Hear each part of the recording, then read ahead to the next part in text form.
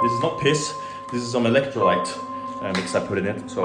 I'm gonna be injured, like big time. The woman on this bike has been following me for like the last 15 minutes. I don't know why, but threat level is high right now. She might be an informant for some gang. Boom, guys. Listen, we are about to undergo a serious night mission, all right? We're here, Koh Samui, Thailand. The plan, as follows, is to run around the island, not once, but twice, all right? We're talking 100 kilometers. 100 kilometers of savagery.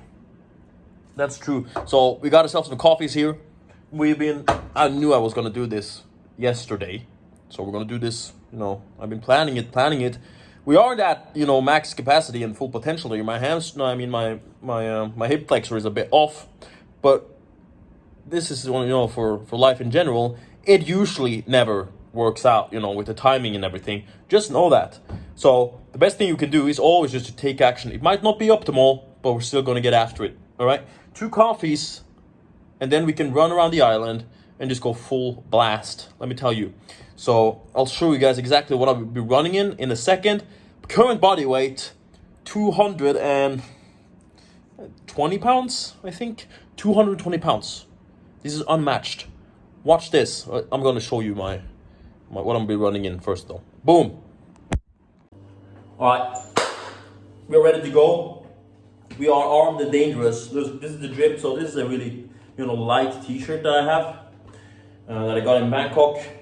Now, I'm not going to show any skin here, but underneath we have this synthetic boxer, and over that we have a shorts. Let me adjust the camera instead of looking like Bambi here.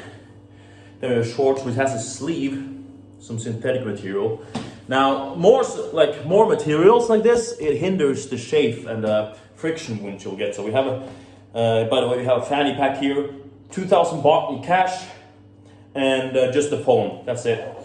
So we'll have that strapped around, and we have our headlamp. Now what's cool here is that we have our shoes, right? We have our super shoes of speed here with carbon fiber soles, and we have 2 pairs of socks. So this is 2 pairs. Now that's a military trick, having 2 pairs of socks, because it hinders the friction, because the friction isn't actually going between you and the shoe. It's actually going between you and then another layer and then the shoe, so it helps like that. So now we're gonna head off, and I don't think we're gonna run by the 7-Eleven.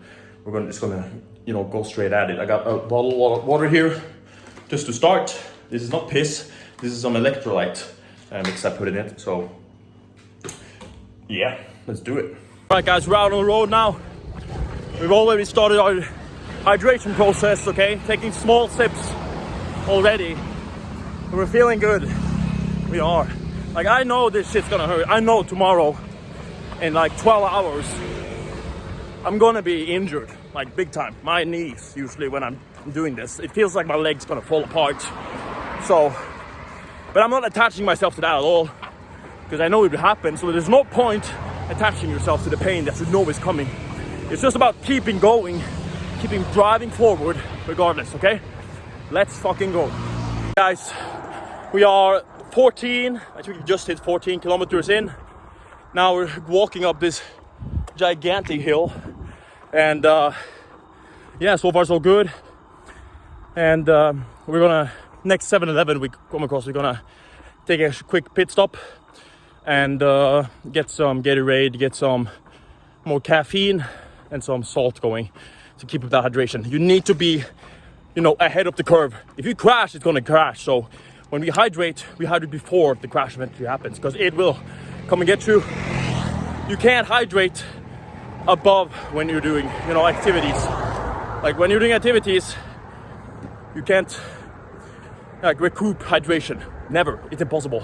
So, and I hate that word impossible, but hey, yeah, just keep going. Boom. All right, guys, we're about to hit 20 kilometers soon. This woman has been following me. You see that bike? This woman on this bike has been following me for like the last 15 minutes. I don't know why, but you see her there, right? She's been in the background for like 15 minutes now. Just going, standing still like that by the side of the road, and then going past me and stopping again. And I don't know why, but threat level is high right now. So, you know, who knows what she's doing, huh? She might be an informant for some gang or something. Maybe just a fan, who knows, but that's how it is. Yeah, guys, this is a test you can do if you want to find out if you're being shadowed. Look, she's gonna pass us, and I took deliberately the wrong way. Look, there she is. Now, what I'm gonna do is turn around, because I'm going up that way, not this way. Now watch, as in 2 seconds, she's gonna be on my ass again, so who knows. This, guys, we just took it there, like a wrong turn on purpose. And she's coming back, look.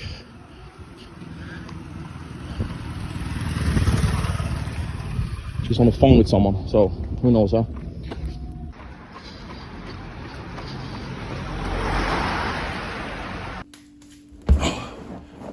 Boom, guys, 100 kilometers. We did it. Amazing, right? Sometimes I get asked this question too. Why the fuck do I do this stuff? Why the fuck do I do all this dumb shit? Because this stuff, it hurts, all right? I don't know, can you see my face that well? It's quite sunny. I'm red as a tomato right now. I'm super red. I got so sunburnt. By the way, the footage, my phone ran out of juice, so I couldn't really record anything else than what you just saw. But so that's kind of a shame, you know, because I don't want to turn it into a proper vlog. But I just want to give you guys some thoughts about it now, with the aftermath and everything. By the way, my feet are absolutely destroyed. Okay, I have 2 big blisters. I'll show you guys a picture of those in a second. Okay, so if you don't like that stuff, then just look away. I'll count it down for you. So 3 seconds from now, we're gonna show you the picture of the blisters. This is absolutely fucking insane. Okay, 3, 2, 1, boom. All right, now 3, 2, 1. Blisters gone. You can, you know, look at my beautiful face again. So that's, you know, kind of what we dealt with. And also I have multiple other blisters. It's insane. The funny thing about this is that, you know, I made a key takeaway videos with all the details on this stuff that I put inside my my fitness community, my training community. If you want to get inside that, you know, I'll put the link down here. But one key thing, or one funny thing, is that the last 10 kilometers was one of the fastest of the day, even though I was super stiff. Like, you always have more in the tank. It's just about, it's the drive there to actually push through it. Because the thing was that I have my Garmin watch, right, to count the time when check the distance. And when I got just before 90 kilometers, it told me that low battery. It said, oh shit, low battery. And I was like, oh my God, if I don't make it back in time, if this thing dies on me before 100, I'll be pissed. I'll be pissed. Can you imagine that? Running 100, you can't even, you know, get it, you know, recorded here. You know, damn shame if you ask me. So we had that drive, we had that motivation, right? So when the turning point, because I basically just walked 80 to 90, I speed walked the thing because, you know, it was hot outside. Because we basically started in the evening, in the evening, and then we ran into the early morning, and it is scorching outside, like I said, with the, you know, sunburns. And so when we hit 90, I was like, we gotta get back in time. We gotta do this. We gotta, you know, pick up the pace here. And I kind of talk to myself like I'm coaching myself, like I'm another person. This is a really key trick for you guys.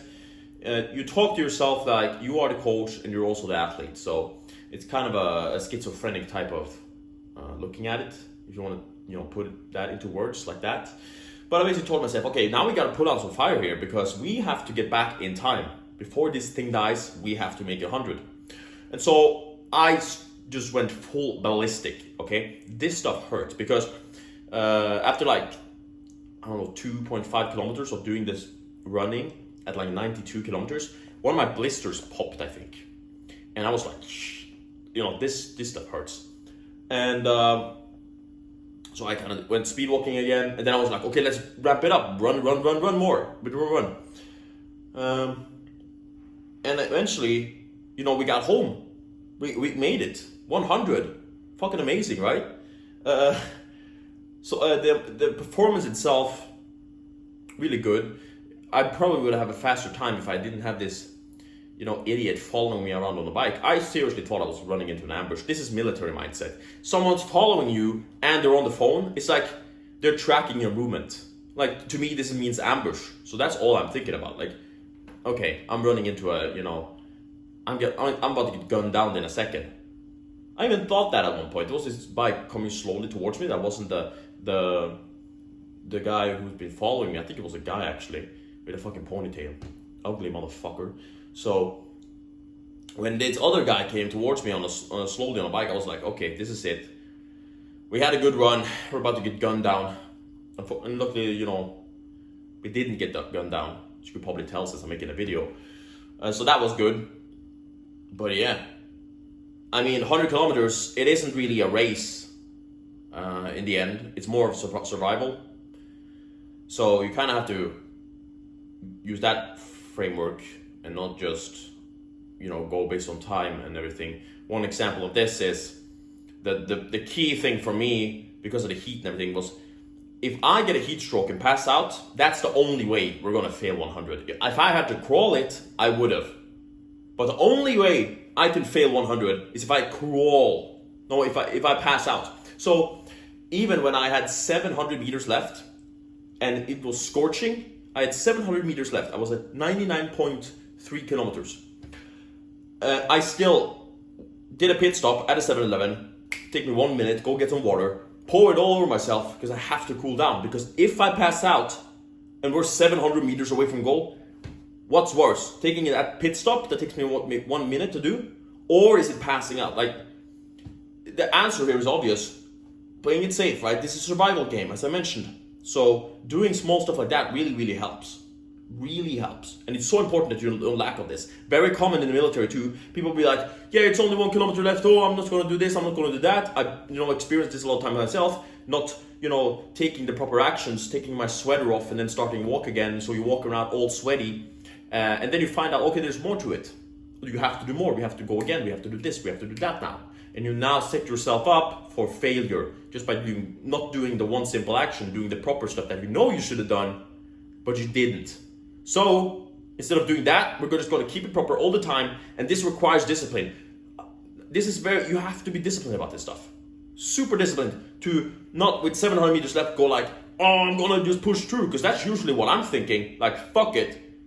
I don't care about cooling. I'm just going to go for it. But I'm like, listen, Nico, if you pass out, you're done. You're fucking done. Because I think I was quite close to having a heat stroke. Not the closest I've ever been. I've been quite close to a heat stroke sometime. My first Special Forces selection, the first time I went to it, or the second time.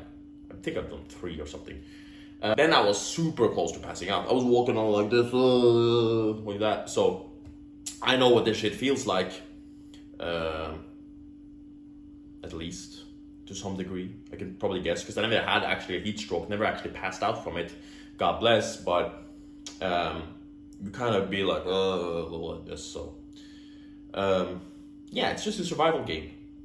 I encourage anyone to just go out there and blast, just push through, try it yourself.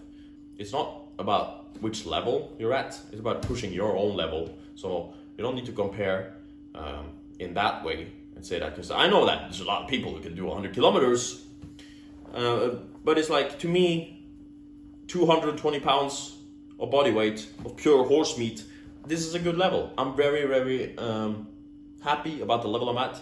This is an elite performance in my mind. And also, another thing about the discipline is that my route, right, it went all the way around the island one time, and then I decided essentially to just, because then it goes from my home around the island and back to my home, and then I keep going, right? But instead of going around the island once more, I ran 15 out, or it's 14 out, but I was at like 52 kilometers when I was back at home. So I ran 14 out, and then it's 16 or something, and I don't know, I can't remember the numbers, but I ran some out, it's nice and flat, and then I ran the same back in, then I ran 10 out and 10 back in for a total of 100, and I ended up pretty close to home. And the reason for that was that it was closer to the hospital. So these are two like mindset switches you can do. You can either do the no compromise. So that would be run around the island again, or you can do like the safe route. But it's not really safe, is it, when you're dealing with a heat stroke? But I just wanted to be closer to the hospital in case I would collapse, because dying probably isn't that fun. So that's one thing you can do. You can put yourself in no compromise situations like that. That's usually what I like to go for. And I was contemplating whether or not to go for the no compromise solution, go around the island again. But I changed up the route. Just ran 15 back, out, 15 back, 10 out, 10 back. Also, it's much better for cooling right where I ran. So that's a mindset switch you can think about. Okay, putting yourself in situations there's no option. There's no help, no nothing. That's a really good one. But God bless, when we hit that 100 mark, I was, running, in, right? And I was like, holy shit, we fucking did it. God bless. And there was these, when I was running the whole thing, there was these taxis along the way, these motorbike taxis who came along. They saw I was struggling, because I was like, oh, I wasn't struggling really, but it was kind of, in the dip. So they was like, oh, taxi. I was like, no, I'm good, bro. So that requires discipline too, because you can be like, oh, it's so easy to quit. I can just jump on this guy's bike and, I'll be over with it. Sounds easy, sounds nice, right? But hey, we got mission. So at the end of the 100, I'm like, holy shit, because I wasn't completely home. I was just, a little bit like 1 kilometer away maybe. And this guy, motorbike, there's a lot of traffic, and this guy on the other side pulls up and be like, taxi, and I'm just hearing, I'm just like, holy shit, thank you. I'm hearing this in my ear, like, taxi. I look over, and it's like, this is a gift from God. I've just done this, and now I'm rewarded with the opportunity to get escorted back home on a bike. What is this? It's a reward. Divine intervention, if you want to. But hey, God bless this guy's soul. I wish I had, because I ran out of cash in my wallet. So I had to restock now. But I wish I would have given the guy more money. I gave him a lot though for the ride. God bless his soul. So yeah, he even helped me get back to the apartment and everything, because it was, for me to go back to the apartment and then go back to him and get the money is actually just easier if he just followed me here, and I gave him the cash and everything. Solid dude. All in all, really cool run. But yeah, just want to spit some thoughts for you. Like I said, I have a full recap on the mindset switches and everything inside my community. You can check that out in the link. Other than that, take care and God bless. Go challenge yourself. Boom!